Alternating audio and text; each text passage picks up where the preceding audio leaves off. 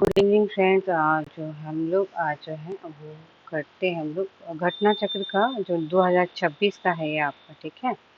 तो इसका प्रश्न उत्तर ही हम लोग शुरुआत में देख लेते हैं। सबसे पहले वास्को डी गामा कालीकट पर किस वर्ष में आया? तो ये आया 1498 एडी में आया था, ठीक है। और ये 20 मई 1498 को आया। वास्को डी गामा भारत के पश्चिमी तट पे आया था। भारत और यूरोप के मध्य एक नए समुद्री मार्ग की खोज की थी और ये पुर्तगाली नाविक था, ठीक है ना। उस समय कालीकट का तत्कालीन शासक जमोरिन था और वास्को डी गामा को उन्होंने स्वागत किया। पुर्तगाली व्यापारियों ने भारत में कालीकट और गोवा, दमन दीव, हुगली के बंदरगाह पे अपनी कोठी स्थापित की थी। 1505 में फ्रांसिस्को डी अल्मेडा भारत में प्रथम पुर्तगाली वायसराय बन के आया। ये जो 1498 में वास्को डी गामा आया था, ये यात्री बनकर नहीं, नाविक के रूप से आया था। और वायसराय बन के जो आया, ये यात्री और नाविक दोनों था वास्को डी गामा, लेकिन ये वायसराय नहीं था। प्रथम वायसराय कौन था? 1505 में फ्रांसिस्को ड अल्मेडा था, भारत में प्रथम पुर्तगाली वायसराय।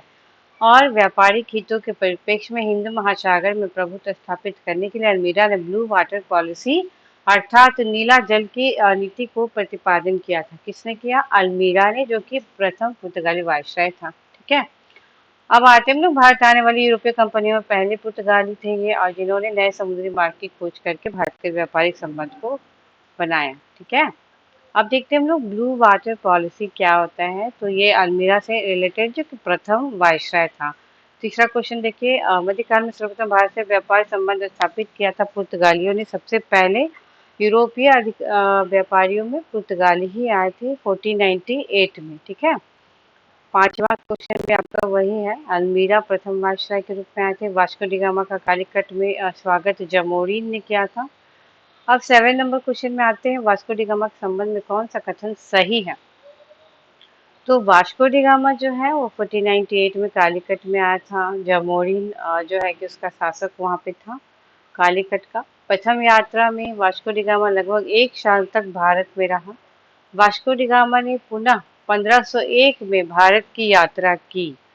तो ये जो है दूसरा और तीसरा जो ऑप्शन है आपका वो गलत है। डी सही आंसर है और ये लेटेस्ट घटना चक्र है। इसमें जो भी पिछला घटना चक्र में जो भी गलतियां होती हैं, कुछ मिसप्रिंट होता है तो उसको नया वाला में सही कर लेता है, ठीक है ना।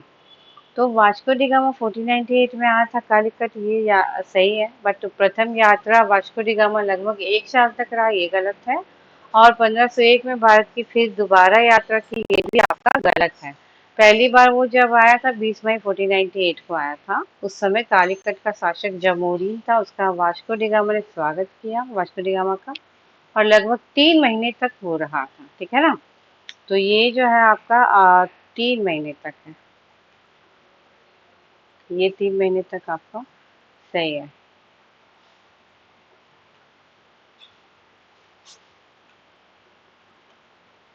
ये जो है आपका 3 महीने तक, ठीक है ना। ये याद रखिएगा, 3 महीने तक जो है आपका ये सही है, ठीक है। चलिए, भारतीय वस्तुओं से लदे हुए जहाजों के साथ पुर्तगाल वापस लौट गया। वास्को डी गामा ने 1502 और 1524 में वो फिर भारत आया था। मतलब 3 महीने तक भारत रहा, फिर जो है कि वस्तुओं से लदे हुए जहाज के साथ वो वापस चला गया वास्को डी गामा। पुनः वो कब आया? 1502 और 1524, ना कि 1501। ये 1501 जो है ना ये गलत है। 1502 और 1524 में भारत आया था, ठीक है। अब हम लोग 8 नंबर प्रश्न देखते हैं। 8 नंबर प्रश्न हम लोग देखते हैं, ठीक है। चलो,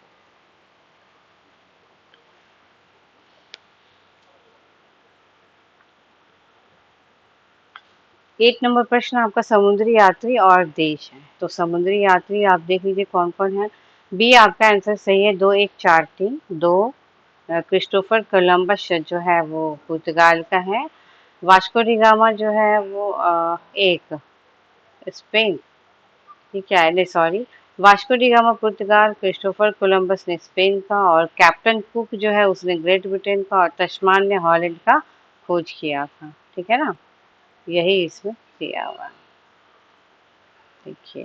कैप्टन कुक ने ग्रेट ब्रिटेन का निवासी था ये, और ऑस्ट्रेलिया की खोज का श्रेय जाता है उसको। अच्छा, ये दिया है कि आपको कौन सा निवासी कहाँ का था, समुद्री यात्री किस देश से रिलेटेड है। तो आपका कैप्टन कुक ग्रेट ब्रिटेन के हैं, ठीक है। बाकी तो आपको याद ही होगा।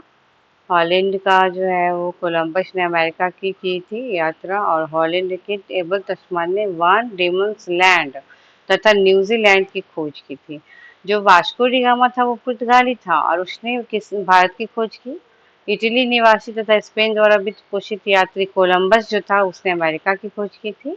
और हॉलैंड का जो तस्मान और वान डीमंस लैंड है उसने न्यूजीलैंड की खोज की थी। कैप्टन कुक ग्रेट ब्रिटेन के थे और ऑस्ट्रेलिया की खोज किए थे। तो इस तरीके से आपका ये सही है, ठीक है।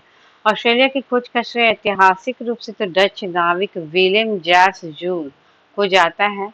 विलियम जैस जून को जाता है ऑस्ट्रेलिया की खोज का श्रेय, जैस जून को, जिन्होंने वर्तमान में ऑस्ट्रेलिया के क्वींसलैंड प्रांत में 1606 में कदम रखा था। किंतु ब्रिटिश इतिहास में कैप्टन जेम्स कुक जो है वो को अधिक महत्व दिया गया है, क्योंकि इन्होंने ऑस्ट्रेलिया के पूर्वी तट का सर्वेक्षण करके ब्रिटेन के लिए दावा किया, जिससे ऑस्ट्रेलिया में उपनिवेशीकरण प्रारंभ हो गया। और कैप्टन कुक को ऑस्ट्रेलिया का खोजकर्ता नहीं कहा जा सकता है, ठीक है। चलिए 9 नंबर जो क्वेश्चन है ये भी मिलान करने वाला है, इसका बी आंसर है 9 नंबर का क्वेश्चन का। 10 नंबर जो क्वेश्चन है ये भी देखिए मिलान करने वाला है। इसका बॉक्स देखते हैं हम लोग। क्रिस्टोफर कोलंबस इटली, और जन्म स्थान है कोलंबस का इटली में। जैक्स कार्टियर का फ्रांस में है। Sir Francis Drake United kingdom में है। फर्डिनेंड मैगलन पुर्तगाल में है, ठीक है। चलिए हम लोग 11 नंबर प्रश्न में आते हैं। कौन जो है वो भारत आने वाला यात्री पुर्तगाल देश का नहीं था। कौन सा ऐसा भारत आने वाला यात्री है जो पुर्तगाल का नहीं था। तो ये पीटर मुंडी है। बाकी जो आपका देखो बारबोसा, डोमिंगो पाएश और फर्नाओ लुनीज लुनीज ये सभी जो है वो पुर्तगाली थे, ठीक है। पीटर मुंडी 17वीं शताब्दी में आया था, और ये ब्रिटिश व्यापारी, लेखक एवं यात्री था, ठीक है। भारत आने वाला ये ब्रिटिश व्यापारी था। पीटर मुंडी लेखक था और यात्री था। चीन की चाय को चखने का उल्लेख करने वाला प्रथम ब्रिटिश नागरिक था। चीन की चाय का उल्लेख किया था, चीन की चाय को चखने का उल्लेख किया था पीटर मुंडी। भारत में उसने पटना में, आगरा में और सूरत में सभी जगह नगरों की यात्रा की थी। पीटर मुंडी जो है ना वो जो है भारत में पटना, आगरा और सूरत सभी जगह गए थे चीन चाय चखना, ठीक है। अब देखो 12 नंबर क्वेश्चन। पुर्तगाली शक्ति का वास्तविक संस्थापक अल्बुकर्क था। अल्बुकर्क जो है वास्तविक संस्थापक था। क्यों ऐसा कहते हैं हम लोग, क्योंकि अल्बुकर्क का जो सेशन है 1509 से 1515, इसने भारत में एक ऐतिहासिक प्रादेशिक शक्ति के रूप में पुर्तगाली राज्य की स्थापना की थी। नवंबर 1510 में बीजापुर के आदिल शाह सुल्तान से गोवा को जीतना अल्बुकर्क की तो पहली महत्वपूर्ण उपलब्धि थी। गोवा को जो जीत लिया था ना अल्बुकर्क 1510 में बीजापुर के आदिल शाही सुल्तान से, ठीक है, नवंबर में।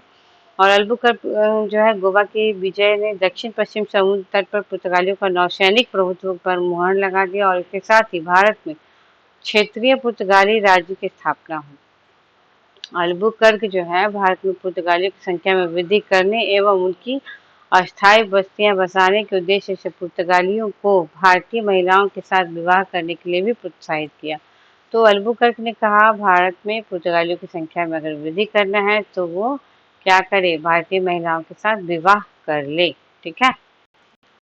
चलो 13 नंबर प्रश्न देखते हैं। भारत में यूरोपीय शक्तियों के प्रवेश के संदर्भ में निम्न में से कौन सा कथन सही है, सॉरी सही नहीं है। यूरोपीय शक्तियों का प्रवेश के संबंध में कौन सा कथन सही नहीं है। तो पहला ही सही नहीं है, 1498 में आया था। बाकी दूसरा देखो, अंग्रेजों ने अपना पहला कारखाना दक्षिण भारत में अगर देखा जाए तो मछलीपट्टनम में खोला। पूर्वी भारत में अंग्रेजी कंपनी 1633 में उड़ीसा में खोली थी, और डुप्ले के नेतृत्व में फ्रांसीसियों ने 1746 में मद्रास पे कब्जा किया। 1746 में फ्रांसीसियों ने मद्रास पे कब्जा किया, ठीक है। 14 नंबर देखते हैं हम लोग। पुर्तगालियों ने भारत के किस स्थान पर प्रथम दुर्ग का निर्माण किया था। तो कोचीन में किया। पुर्तगालियों का किस स्थान पे हुआ था, तो कोचीन में हुआ था। और बिहार में देखा जाए तो 1632 में डचों ने किया था, और पुर्तगाली ने बिहार में कब किया था बताइए। कोचीन में पुर्तगाली लोग जो है ना वो प्रथम दुर्ग का निर्माण किए थे? बिहार वाला देखकर बता देंगे, हमको नहीं याद। चलिए, भारत में प्रथम यूरोपीय दुर्ग का निर्माण पुर्तगालियों के द्वारा 1503 में कोचीन में किया गया था। प्रथम यूरोपीय दुर्ग, ठीक है, उसका निर्माण पुर्तगालियों ने 1503 में कोचीन में किया था, जिसके निर्माण में अल्फांसो डी अल्बुकुर्क ने अपनी महत्वपूर्ण भूमिका निभाई है। अल्बुकर्क ने भारत की अपनी पहली यात्रा 1503 में की थी। उसके उपरांत वह पुनः 1508 में भारत आया था। अल्बुकर्क 1503 में पहला यात्रा किया, फिर 1508 में आया, ठीक है, और प्रथम यूरोपीय दुर्ग का निर्माण कोचीन में किया था। 1509 में भारत में अल्मीरा के बाद पुर्तगाली क्षेत्र का गवर्नर बन गया। अल्मीरा के बाद कौन? अल्बुकर्क। चलिए, 15 नंबर क्वेश्चन देखते हैं। किन यूरोपियों ने भारत में प्रथम सामुद्रिक व्यापारिक केंद्र स्थापित किए थे? तो पुर्तगालियों ने भारत में प्रथम सामुद्रिक व्यापारिक केंद्र को स्थापित किया था। कब किया था? प्रथम पुर्तगाली वायसराय फ्रांसिस्को दे अल्मीरा ने 1509 में दीव के युद्ध में मिस्र के मामलुक सल्तनत, शक्तिशाली गुजरात सल्तनत और कालीकट के जमोरीन की संयुक्त सेनाओं को पराजित किया और हिंद महासागर के व्यापार पर अपना प्रभुत्व स्थापित किया। सबसे पहले तो देखो कि यूरोपीय शक्तियां भी आई थी, पुर्तगाली व्यापारी आए थे यूरोपीय शक्तियों में सबसे पहले। और प्रथम पुर्तगाली वायसराय फ्रांसिस्को डी अल्मीरा था। प्रथम पुर्तगाली वायसराय अल्मीरा, जो कि 1509 में दीव के युद्ध में, दीव का युद्ध जो हुआ था उसमें 1509 में मिस्र के मामलुक सल्तनत, शक्तिशाली गुजरात सल्तनत और कालीकट के जामोरिन तीनों को हरा दिया था। मिस्र, गुजरात, कालीकट सबकी सेना को पराजित करके वो अपना प्रभुत्व स्थापित किया, ठीक है ना। चलो, 16 नंबर प्रश्न देखते हैं। बंगाल की निम्नलिखित फैक्ट्रियों में से एक जो पुर्तगाली द्वारा स्थापित की गई वह है कौन सा? ए और सी। तो बंगाल का फैक्ट्री में से पुर्तगाली के द्वारा जो स्थापित किया है वो बांदेल भी है और हुगली भी है, ठीक है ना। बांदेल और हुगली दोनों है। चलिए, 16 नंबर प्रश्न का देख लेते हैं हम लोग थोड़ा सा, पूरा नहीं पढ़ेंगे। 1579 में मुगल सम्राट अकबर से अनुमति मिल गया था पुर्तगालियों को और बंगाल का हुगली में अपने कस्बे का नींव रखा। दूसरा देखो क्या है, और क्या था क्वेश्चन, जिसे बांदेल चर्च, अच्छा, पश्चिम बंगाल में हुगली में एक जिले में किया था, उसको बांदेल चर्च कहते हैं, ठीक है ना। तो ये आपका दोनों है, बहुत लंबा मतलब बॉक्स रहता है इसका। चलिए, क्वेश्चन नंबर हम लोग देखते हैं 17 नंबर क्वेश्चन, चलो देख लेते हैं। पौंडीचेरी के संदर्भ में निम्नलिखित कथनों पर विचार कीजिए। पौंडीचेरी पर कब्जा करने वाली पहली यूरोपीय शक्ति पुर्तगाली था। पौंडीचेरी पर कब्जा करने वाली दूसरी यूरोपीय शक्ति फ्रांसीसी था। गलत। पौंडीचेरी पे पुर्तगाली किया था, सही है कि पुर्तगालियों ने अपना उपनिवेश तो बना लिया था और उसके बाद डेन्स या डच ने अपनी व्यापारिक कोठियां स्थापित की थी। पौंडीचेरी के बाद फ्रांसीसी नहीं डच आए थे, हाँ। और यहाँ फ्रांसीसी चरण की शुरुआत तो 1673 में हुई थी और अंग्रेजों ने भी पौंडीचेरी पर 1793 में कब्जा किया है। इस प्रकार जो है कि फिर 1814 में पेरिस की संधि जब हुई थी तो इसे फ्रांस को सौंप दिया गया। 1814 में हुआ पेरिस का संधि और इसको फ्रांस को सौंप दिया। इस प्रकार केवल कथन आपका एक सही है, ठीक है ना। अब आते हैं 18 नंबर क्वेश्चन। हुगली को बंगाल की खाड़ी में समुद्री लूटपाट के लिए किसने अड्डा बनाया था? तो पुर्तगालियों ने हुगली को अड्डा बना लिया था। बंगाल की खाड़ी में समुद्री डकैती हुगली का उपयोग कौन करता था? तो पुर्तगाली लोग करते थे। निम्नलिखित में से कौन कलकत्ता का संस्थापक था? जॉर्ज चारनाक था। ये बताइए आपको जॉर्ज चारनाक था। कलकत्ता किसने बनाया? जॉर्ज चारनाक ने। 22 नंबर क्वेश्चन देखो। भारत में प्रथम नगर निगम स्थापित किया गया था मद्रास में। भारत में प्रथम नगर निगम मद्रास में स्थापित किया गया था। कब किया गया था ये भी देख लीजिए।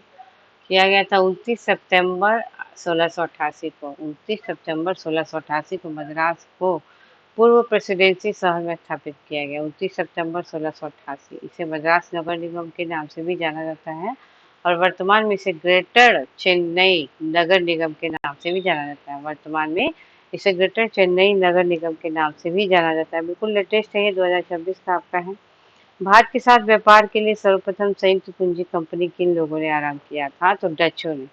डचों ने क्या किया? भारत के साथ अपना सर्वप्रथम संयुक्त पूंजी कंपनी को स्थापित किया। तो पुर्तगाल नहीं मार दीजिएगा यहाँ पे। संयुक्त पूंजी कंपनी जो है डचों के साथ हुआ था। कब हुआ था चलिए देखते हैं। 23 नंबर क्वेश्चन। व्यापार के लिए सर्वप्रथम संयुक्त पूंजी कंपनी 1600 में लंदन में स्थापित अंग्रेजी ईस्ट इंडिया कंपनी थी।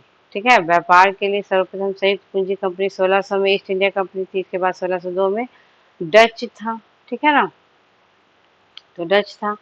और एक संयुक्त डच ईस्ट इंडिया कंपनी की स्थापना हुई। विकल्प में ब्रिटेन न होने के कारण बी आंसर सही होगा। तो अगर आपका संयुक्त पूंजी कंपनी दिया जाए, अगर ब्रिटिश ईस्ट इंडिया कंपनी दिया रहेगा, आपका यहाँ पे ब्रिटेन अगर रहेगा तो ब्रिटेन आंसर होगा। लेकिन ब्रिटेन नहीं है तो 1602 में डच आ गए थे और 1632 में डच बिहार में थे। ठीक है ना, 1602 में डच आ गए थे, तो यही आंसर होगा। ऑप्शन के अनुसार आंसर चेंज हो जाएगा। ठीक है, निम्नलिखित कथनों से कौन सा एक सही है? आधुनिक कोच्चि भारत की स्वतंत्रता तक डच उपनिवेश था। डचों ने पुर्तगालियों को पराजित किया और आधुनिक कोच्चि में उन्होंने फोर्ट विलियम का निर्माण किया। 25 क्वेश्चन तक ही करेंगे क्योंकि आप चेक करते हैं, आप समझ रहे हो कि नहीं, घटना चक्र आपको लेंगी तो नहीं पता। तो इसका आंसर देखिए, आप बॉक्स में देख लीजिए एक ही बार। जो पहला जो क्वेश्चन है, आधुनिक कोच्चि पहले डच उपनिवेश था। आधुनिक कोच्चि जो है, क्या वो पहले डच उपनिवेश था जिस पर बाद में पुर्तगालियों का अधिकार हो गया? आधुनिक कोच्चि कभी भी ब्रिटिश उपनिवेश का भाग नहीं था। आंसर देखिए क्या है। डचों ने लगभग 1663 में 1663 में पुर्तगालियों को पराजित करके कोचीन पर अधिकार कर लिया।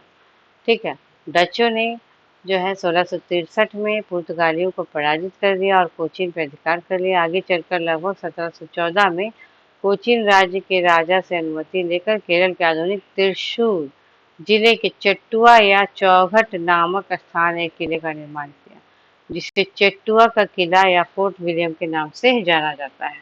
ठीक है, आगे चलकर लगभग 1714 ईस्वी में कोचीन राज्य के राजा से अनुमति लेकर केरल के आधुनिक त्रिशूर जिले का जो है चेट्टुआ या फिर चेट्टुआ का किला जो या फोर्ट विलियम के नाम से जाना जाता है। 1714 में कालीकट के जमोरिन द्वारा इस किले पर अधिकार हो जाने के उपरांत 1719 में डचों ने इस पर अधिकार कर लिया।